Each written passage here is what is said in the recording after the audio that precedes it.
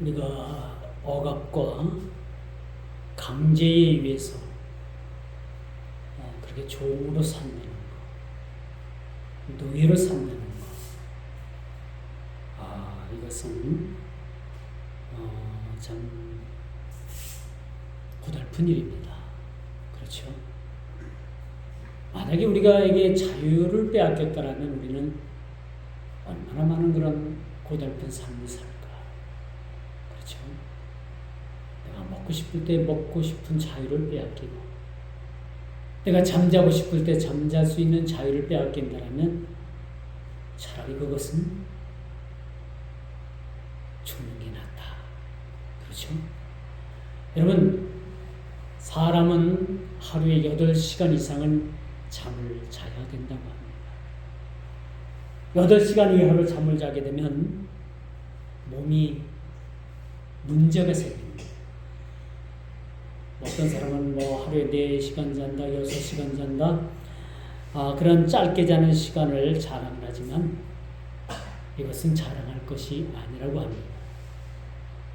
우리 사람 몸의 구조는 충분히 잠을 잘 수 있는 시간이 8시간이래요, 평균. 그래서 저와 여러분들이 가능하면은 8시간 정도는 잠을 자야 되지 않겠는가, 그런 생각을 가져보기도 합니다. 이처럼 우리가 종으로 산다는 것, 이것은 나라를 잃어버리고 언어도 잃어버리고 어디 한 민족의 민족성도 잃어버리고 소속을 잃어버린 그러한 불행한 일이 아닐 수 없다라고 말씀을 드릴 수가 있겠죠. 마치 이스라엘 백성들에게 있어서는 그것이 70년이라는 그는 긴 세월, 바벨론으로 끌려가서 70년이라는 그런 긴 세월 동안 살면서 그들은 나라를 잃어버렸고요, 언어도 잃어버렸습니다. 어떤 민족의 정체성마저 잃어버린 그런 상황이라고도 볼 수가 있습니다. 여러분, 이 70년이라는 세월은 결코 짧은 시간이 아니라고 제가 이사야서를 이렇게 강론하면서 여러분들에게 누누이 그렇게 강조한 바가 있습니다. 이 70년이라는 세월, 이 70년이라는 세월은 이스라엘 백성들에게는 절망을 아주 극도로 그렇게 경험하기에 충분한 시간이었다라고 말씀드릴 수가 있는 것이죠. 여러분, 이제 남북한이 분단된 지가 벌써 70년이라는 세월이 훌쩍 넘었습니다. 이제 그 북쪽에 있는 사람들을 보면 우리와 비슷한 모습을 가지고 있고 같은 말을 쓴다는 것뿐이지 완전히 그들의 삶과 우리의 삶은 달라요. 달라도 너무나도 다릅니다. 생각도 다르고요, 생활도 다르고 모든 면에서 다릅니다. 70년이라는 그 세월 동안에 이젠 그 나라를 우리가 품어야 된다, 하나가 되는 통일이 되어야 된다라는 생각보다는 그저 그들도 그 나름대로 체제를 갖추고 그냥 잘 살면 좋겠다, 그런 생각을 하는 젊은이들과 더불어서 많은 사람들의 생각들이 그리 바뀌고 있다고 합니다. 이건 뭘 뜻합니까? 많은 시간이 흘리면서 같은 민족이라도 같은 언어와 말을 쓴다 하더라도 이젠 생각과 또 생활과 습관과 모든 것이 다르기 때문에 이질적인 이질감을 갖지 않을 수가 없는 것입니다. 왜 하나님께서 70년이라는 세월을 그렇게 먼 나라 이방 땅에서 그들을 그렇게 많은 세월을 통해서 그들에게 고통을 안겨주고 나라 잃은 서름의 백성들로 그렇게 살아가게 만드셨을까요? 왜 그렇다고 생각을 합니까? 왜 그렇습니까? 70년이라는 그런 긴 세월 동안 하나님께서 그들을 생각하게 만들어 놓으신 거예요. 왜 우리가 이 이방 땅에 와 있지? 왜 우리가 이 이방 사람들과 더불어서 이제 이방 사람들의 행세를 하면서 살아가야 되지? 왜 우리가 이 이방 풍습을 따라서 살아가야 되며 우리와 음식도 맞지 않는 그런 이방 나라 민족의 음식을 먹어야 되지? 왜 이런 일이 우리에게 일어났는가를 깊이 깨닫고 생각하게 하는 시간들이 70년이라는 세월이었습니다. 우리도 마찬가지예요. 왜 예수를 믿어야만 하는가? 꼭 교회만 가야 되는가?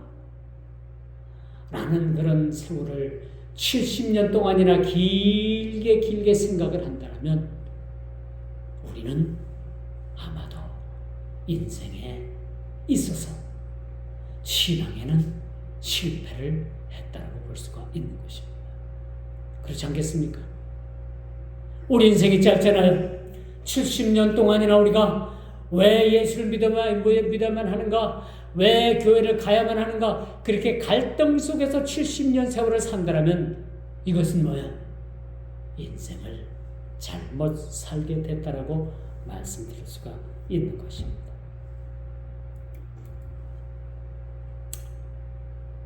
아무리 하나님께서 포로된 백성들에게 장래일을 제시해 주셨다 하더라도 그 긴 세월의 고통을 참아내고 견뎌내며 인내한다는 것은 그렇게 쉽지 않습니다.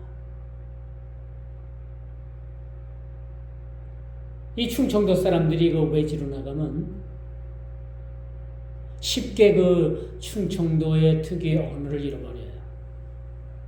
충청도 사람들이 그 부산 가서 몇 년 살면 대반 부산 말씨를 쓰고요. 그렇죠? 근데 경상도 사람들이 그 서울이나 타지가 살면은 여관에서 자기들의 말 그 억양, 사투리를 바꾸지 않습니다. 전라도 사람들도 마찬가지. 어딜 가도 그들은 그들의 언어, 그 특이한 언어를 바꾸지 않아요. 근데 유독이 충청도 사람만이 어디 대한민국의 어느 갔다 어디 지역 가가지고 고향을 떠나서 2, 3년만 가 살면은 그 지역 사람들의 말을 따라 그런 언어를 구사를 합니다. 그러나 분명한 것은 그런 70년 세월에 하나님께서 이스라엘 백성들에게 모든 정체성을 잃어버리게 하고 그들의 민족성, 그들의 언어, 그들의 어떤 식습관 모든 것들이 잃어버릴 만한데 잃어버렸습니다. 사실은. 그렇게 다 잃어버리게 한 것은 뭐냐? 이제는 하나님께서 이스라엘 백성들을 통해서 새롭게 무엇인가를 그렇게 새롭게 시작하기 위한 하나의 출발점이었다는 겁니다. 여러분 쓰고 있는 휴대폰도요, 가끔 포맷을 시켜야 돼. 초기화를 시켜야 돼. 왜? 여러분들이 휴대폰을 쓰다 보면은 뭐 어떤 앱을 받아가지고 그걸 쓰다가 지웠다, 쓰다가 받았다 지웠다 하면 그 휴대폰에 있는 앱이 지웠다 하더라도 다 지워지는 게 아니에요. 남겨진 찌꺼기 파일이 있는 거예요. 그게 쌓이다 보면 그 휴대폰이 버벅 버그가 일어나요. 그래서 가끔 휴대폰을 쓰다가 휴대폰을 초기화하는 거예요. 공장에서 나온 그 모양대로 되돌리는 거예요. 왜 하나님께서 70년 동안에 그 이스라엘 백성들을 그 이방 나라에서 그런 고통 가운데 그렇게 종의 삶으로 노예의 삶으로 살게 하셨는가? 그들을 거기서 70년 동안에 새롭게 하기 위한 하나님의 크신 그러한 정화 작업의 일환이었다는 것을 우리는 보게 되는 것입니다. 오늘 본문 1절부터 17절에 그런 말씀을 주고 있어요. 그들에게는 잊혀진 세월 동안에 하나님께서 어떤 섭리 가운데 일을 하셨는가라는 것을 그들에게 잘 보여주고 있다는 것을 우리가 보게 됩니다. 하나님께서는 역사 가운데 모든 일들을 그분의 섭리 가운데 이루어가고 계십니다. 여러분 놀랍죠? 들에 있는 풀 한 포기 되어 여러분 그 풀 한 포기 사이로 지나가는 바람, 그 풀 포기를 풀잎을 흔들고 지나가는 바람 한 줌도 하나님께서 허락하지 아니하시면은 그 바람이 일어날 수가 없다라는 사실 우리는 알고 계십니까? 그러므로 하나님께서 70년 동안이나 그 바벨론 땅에서 고통과 모진 그런 어려움을 견뎌내고 인내하게 한 것은 하나님께서 그들을 징계의 목적이 아니라 사랑하는 그 자녀들을 그 어긋난 길에서 돌이키기 위한 하나님의 정화 작업이었다. 우리를 고쳐주기 위한 하나님의 작업이었다는 사실, 섭리였다는 사실들을 우리는 깨달아 알게 되는 것이죠. 우리는 예수님의 탕자의 비유를 통해서 이 둘째 아들이 어떤 아들이었으며, 그렇죠? 일찍이 부모의 가산을 상속받아서 그는 그 많은 돈을 가지고 먼 타국으로 떠나게 됩니다. 거기서 호랑방탕 모든 부모로부터 받은 상속된 재산을 다 허비해버리고 말았어요. 그리고 그는 돼지 농장에 가서 돼지를 치는 그런 일을 하게 되었는데 주인이 먹을 것을 제대로 주질 않아요. 그래서 돼지가 먹는 취업 열매를 돼지와 함께 먹고자 했으나 그것마저도 여의치 않았습니다. 그렇다면 이 탕자는 지역 열매를 먹고 돼지와 함께 생활했는데 그가 어디까지, 그 인생이 어디까지 떨어진 거예요? 그 인생이 어느 나라까지 떨어진 겁니까? 돼지의 신세까지 그 인생이 나락으로 떨어진 겁니다. 돼지의 신분이 된 거예요. 돼지가 되었는데도 돼지가 먹을 만한 그런 지역 열매를 충분히 먹을 수 없는 그런 상황까지 이르게 된 겁니다. 거기서 아차 무릎을 친 겁니다. 거기까지 내려가니까 그 인생이 돼지 신세까지 내려가게 되니까 누구 생각이 나는 거예요? 고향의 아버지 생각이 나는 거예요. 그 아버지는 누굽니까? 우리를 지으신 하나님이신 거예요. 그 아버지가 생각나서 최소한 내가 그 아버지 집에 밑에 들어가서 종으로 살지언정 내가 사는 이 삶보다 낫겠다 라는 생각을 가지고 그는 아버지가 그를 반겨 맞아줄지도 또 가면 내쫓을지도 모르지만은 아버지가 계신 고향으로 완행열차를 타고 아버지 집으로 돌아가게 됩니다.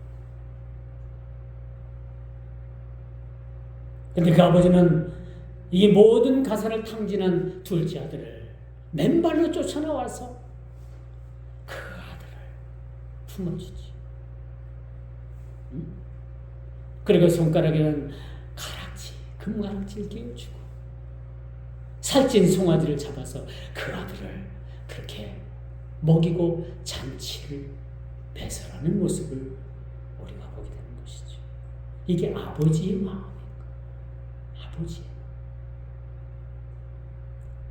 이런 미술작가 렘브란트가 그린 탕자, 돌아오는 탕자의 모습, 그 아들을 이렇게 다 끌어안고 있는 아버지의 모습.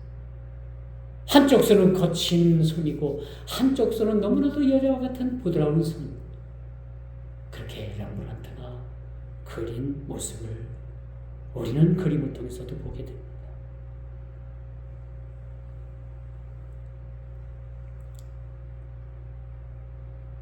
여러분, 우리가 죄를 깨닫고 자신의 처지를, 우리가 죄를 깨닫고 우리 처지를 한다는 것은 매우 중요합니다. 내 자신이 죄인이라는 것. 이것을 깨닫기까지는 우리 사람들마다 각자 다르지만은 깨닫는 그 자체가 너무나도 중요한 거예요. 나에게 깨달음을 주시고 그 깨달음을 통해서 내가 하나님 앞에 진심으로 눈물을 흘려 회개할 수 있다는 것은 말할 수 없는 축복입니다. 죄 지으면 회개하면 되죠. 그렇게 쉬워요?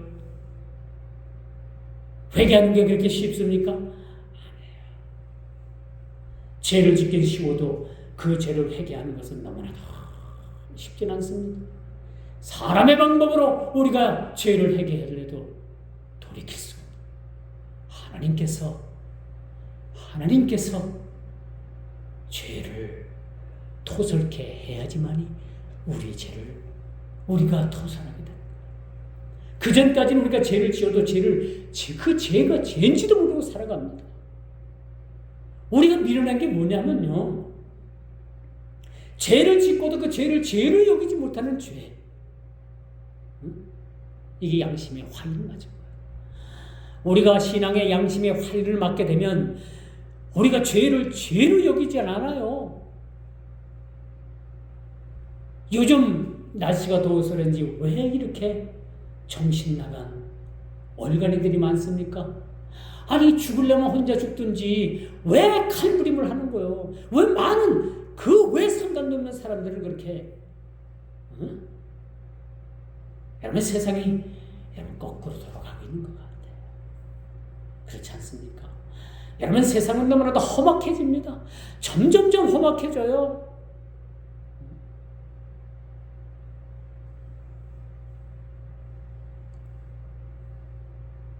그러므로 우리가 죄를 짓고 죄를 깨닫는다는 것은 말했습니다. 하나님의 축복입니다. 이젠 하나님께서 그 바벨론 왕국을 무너뜨리시고 고레스라는 왕을 세워서 이스라엘 백성들을 그 고통의 자리에서 고향으로 돌려보낸다는 계획을 가지고 계신다는 것. 이게 딱 70년 만에 그 포로로 잡혀갔던 사람들이 다시 자기 고향으로 돌아가는 그러한 계기를 맞게 된 것입니다. 여러분, 우리 인간의 고통이 그렇게 그 사람 평생을 짓누를 것 같아도 우리의 고통은 잠시 잠깐입니다. 우리 시험도 마찬가지예요. 우리 시험도 유통기한이 있어요. 우리 삶의 어려움도 유통기한이 있다는 거예요. 우리가 끝까지 죽을 때까지 그런 고통 가운데 있다면 하나님께서 그런 고통을 주신다는 그 고통을 끝까지 견딜 자가 과연 얼마나 있겠습니까? 그러나 우리에게 고통을 주시고 인내를 주시고 또 연단을 주시는 것은 반드시 기간이 있는 거예요. 그 기간이 지난 후에는 하나님께서 우리를 회복시키시는 그런 은혜를 베푸시는 그런 일들을 허락하신다는 겁니다. 여러분, 우리가 알거니와 복음 앞에서 그렇게 차롱성과 같았던 로마가 그 복음 앞에서 무릎을 꿇는 모습들을 우리가 보지 않습니까? 이런 일들은 아이러니가 아니에요. 어떤 사람은 이걸 역사적인 아이러니로 취급을 하는데 아이러니가 아니라 하나님의 계획이고 하나님의 예정이고 하나님의 섭리였다라는 사실들을 우리가 보게 된다는 사실을 알게 되는 것입니다. 장차 바사온 고레스를 세워 바벨론을 정복하고 유다를 본국으로 돌려보낸다는 계획이 오늘 이사야 41장을 통해서 이스라엘 백성들에게 그렇게 희망의 메시지로 전해지고 있음을 우리가 보게 된다는 것입니다. 여러분, 때가 차니까 로마의 문이 열렸어요. 그렇죠? 다 때가 되면은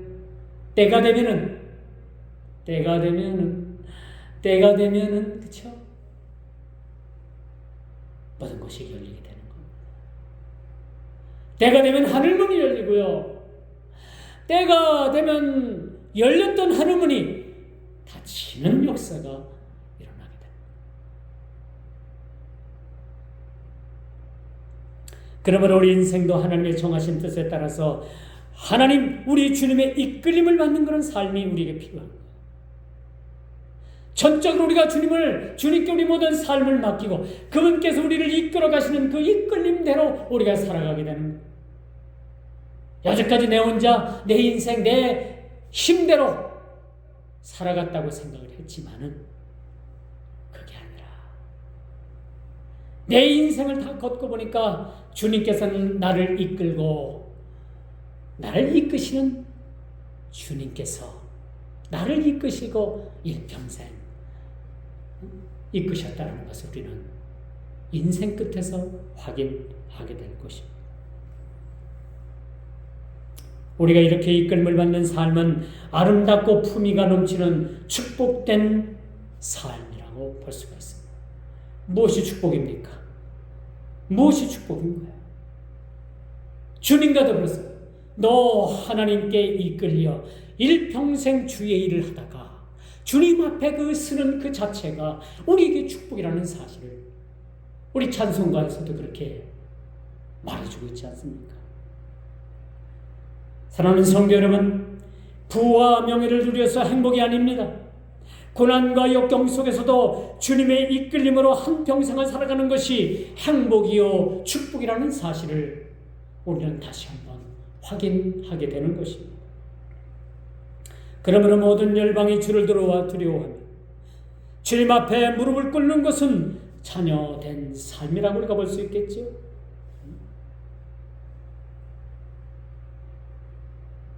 고레스 왕이 등극했을 때에 모든 열방 나라들이 두려움을 얻고자 우상을 만들게 될 것을 그렇게 예언하고 있습니다. 우리가 두려움 속에서도 의지해야 될 것은 우상이 아니라 그 두려움 속에서 말 못하고 생명도 없는 그런 우상을 우리가 의지할 것이 아니라 사신 하나님, 야곱의 하나님, 아브라함의 하나님, 그 살아계신 하나님을 우리가 의지해야 되는 것이 신앙의 본분이고 도리라는 사실들을 우리는 익히 깨달아야 되는 것입니다. 그러므로 오직 우리는 두려워의 대상은 우상이 아니라 세상의 어떤 큰 세력이 아니라 그런 큰 힘이 아니라 우리가 두려워해야 될 대상은 오직 예수 그리스도, 우리의 하나님 되신 예수 그리스도, 그분을 두려워하는 마음으로 우리가 세상을 살아가게 되는 것입니다. 그분은 오직 우리를 지으신 하나님을 두려운 마음으로, 떨리는 마음으로 항상 우리는 바라봐야 되는 것.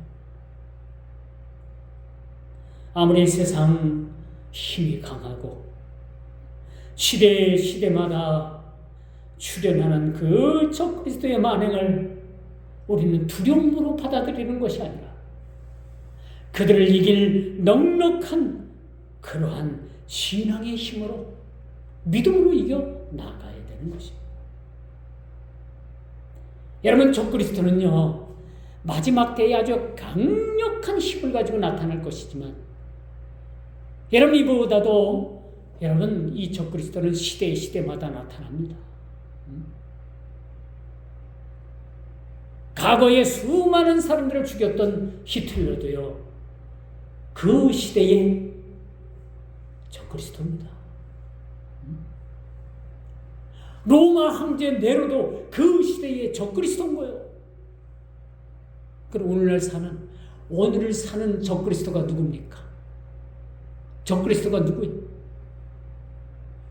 전쟁을 일으켜서 무고한 사람들을 죽이고 땅을 빼앗고 수많은 살상을 일으키고, 그 적그리스도가 누구예요? 누굽니까? 이름만 대도 다 알만한 이름만 대도 다 알만한 그런 존재가 지금 존재하고 있다는 거예요. 그게 적그리스도입니다, 사실. 그러므로 역사적으로 시대마다 아주 장록하기가 짝이 없는 그런 적그리스도를 세상에 보냅니다. 세상에 출현하게 되는 거예요.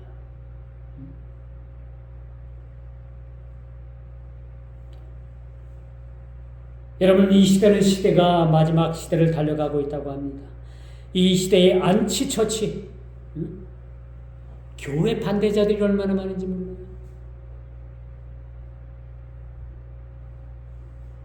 여러분, 이 복음이 어떤 겁니까? 이 복음의 진실을 우리가 깨달으면요, 이거보다도 더 귀한 게 없어요. 예수님 비유를 말씀하시기를 어떤 사람이 복음의 진리를 깨닫고 나니까 그 복음의 진리를 어떻게 깨달았냐면요, 어떤 사람이 밭을 가는데 이게 내 밭이 아니야, 남의 땅을 임대로다가 얻어가지고 밭을 가는데 쟁기에 뭐가 털커덩하고 걸리는 거예요. 파보니까 그 안에 금괴가 가득한 금괴가 묻혀있어요. 어떻게 해야 되겠어요? 그걸 얼른 흙으로 덮어두고 땅 주인한테 가서, 땅 주인이시여, 그 땅을 당신이 원하는 대로 내가 다 주고 살 테니까 저한테 파시오. 이 땅 주인은 뭐 돌바짝이고 뭐 소자, 뭐 그렇게 나는 뭐 소출도 별로, 아이고 뭐 그냥 돌바짝 밭인데 그냥 그 당시 아주 가장 값나는 값으로 팔아버렸어요. 이 땅을 산 사람은 뭐예요? 땅을 얼마 주고 샀든 간에 이 사람은 그 땅에서 뭘 얻었습니까? 보화를 얻은. 보화. 이게 복음인 거예요. 그 속에 묻힌 보화가 복음인 거예요. 그것을 취한 사람이 누굽니까? 그 사람은 행복자입니다. 천하를 얻고도 잃어버린 것이 있다라면, 복음을 잃어버렸다라면 그 천하가 뭐가 쓸모가 있겠습니까?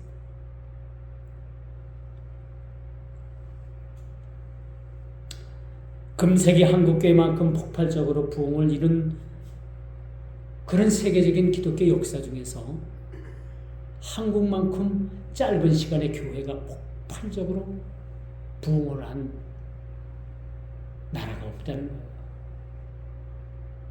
이건 세계 선교 역사에 쓰여진 아주 위대한 일입니다. 그런데 여러분, 이렇게 한국 교회가 폭발적으로 부흥해서 1000만 성도가 넘고, 또 교회가 5만 교회라고 합니다마는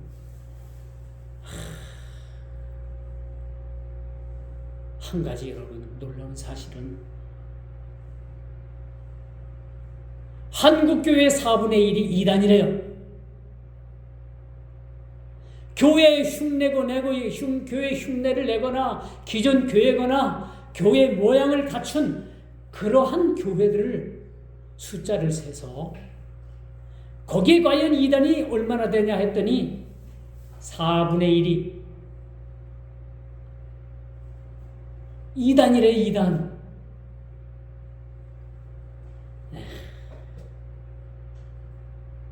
뭡니까?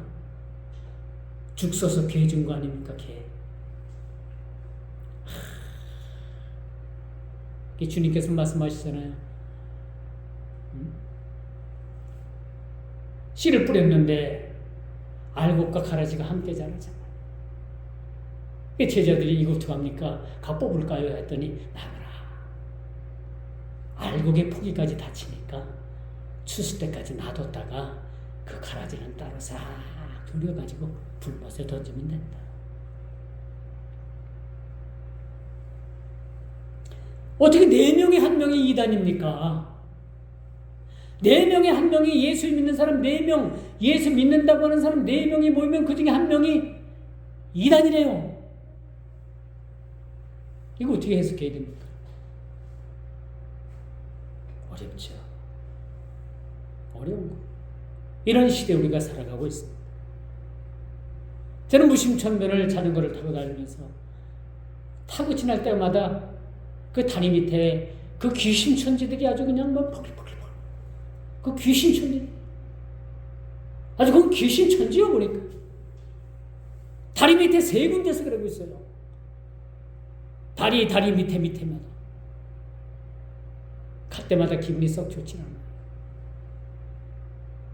그리고 많은 영혼들을 그렇게 훔쳐가 멸망시키는 일을 서슴지 않고 있습니다. 이제 마지막으로 연약한 우리를 주님께서 붙들어 주실 것입니다.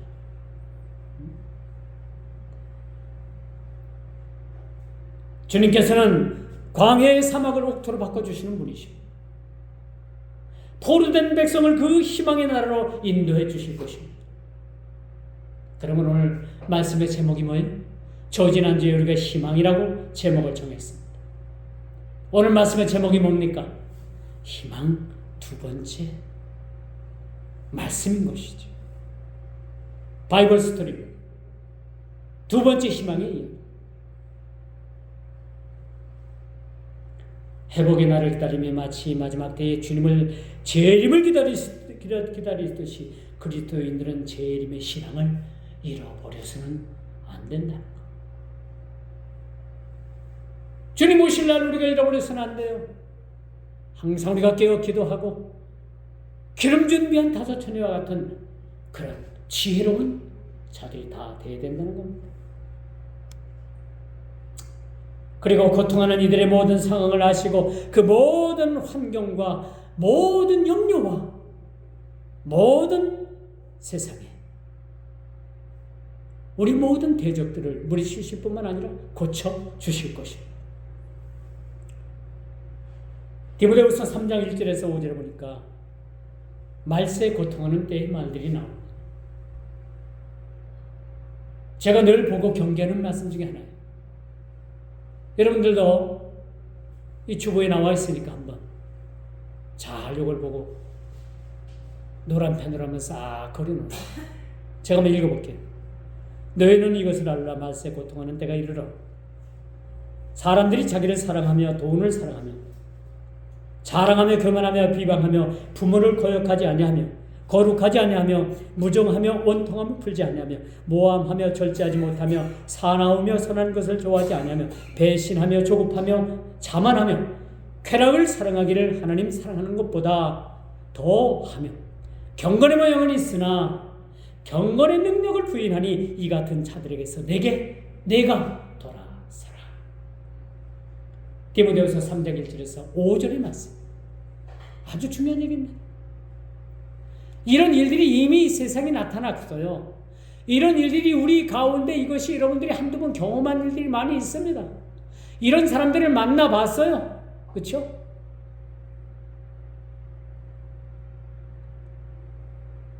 이런 상황 가운데 요즘 며칠 걸러서 한 번씩 일어나는 칼부림, 이거 여러분 다 예견된 일입니다. 전혀 이상한 일이 아니에요. 이런 시대에 우리가 살아가고 있습니다. 이게 우연이라고요? 아니에요. 우연도 아닙니다. 이젠 마지막 때에 일어나는 이런 고통하는 때에 한 단면을 우리에게 보여주고 있다고 말씀드릴 수가 있습니다. 자, 이제 말씀의 결론을 맺습니다. 바사왕 고레스를 일으켜서 세운 것은 세상 역사의 우연이 아닌 거예요.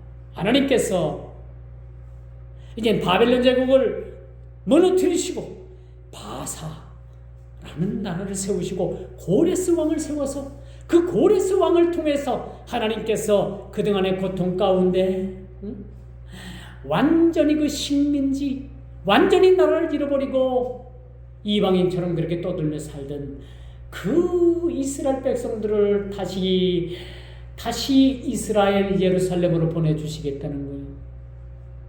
다시 고향으로. 여러분, 고향이라는 것은요, 고향 땅에서 넘어지면요, 고향 땅의 흙들이 넘어진 나를 다 이렇게 보듬어줘. 고향에 가서 넘어지면요, 넘어진 나를 그 풀들이 나를 이렇게 다 이렇게 세워줘요. 이게 고향입니다. 이게 고향이에요.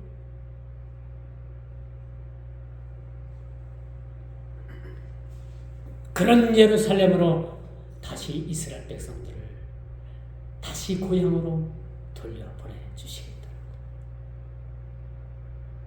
기대가 가죠. 우리도 마찬가지입니다. 이 제약된 세상에서 우리를 뭐야? 우리 영원한 본향, 우리 순례자의 길을 마치는 그 시점을 통해서, 그 순례자의 길을 다 가고 난 이후에는 우리의 어디입니까? 우리의 본향, 우리의 본향으로 우리를 다시 인도해 주시는 것.